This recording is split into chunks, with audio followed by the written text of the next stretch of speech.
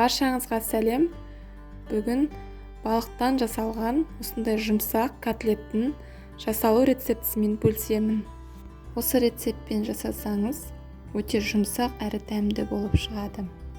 Ең алдымен балық етін сүйектерінен тазалап, етін ет тарқыштан өткізіп аламыз. Пиязды да өткізіп аламыз. 4 тілім нанымызға жылы су құйып, кішкене қойып қоямыз.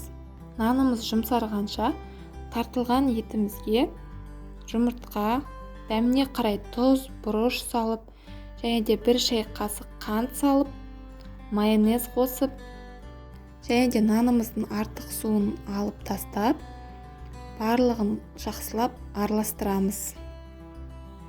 Мен бұл котлетті жасауға леш деген балықты пайдаландым.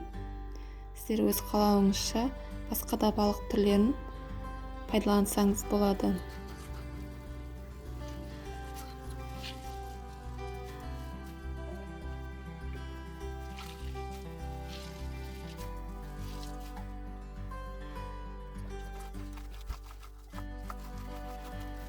Барлығын осылай бір келкі араластырып алған соң, етімізді дөңгелек пішінге келтіріп, панировочный сухарикке аунатып дайындап аламыз.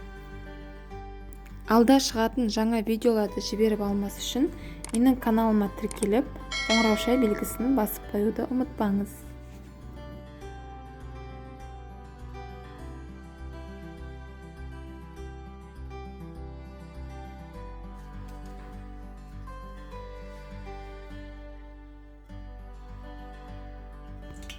Табамызға кішкене май құйып, қыздырып, котлеттерімізді екі жағы қызарғанша қуырып аламыз.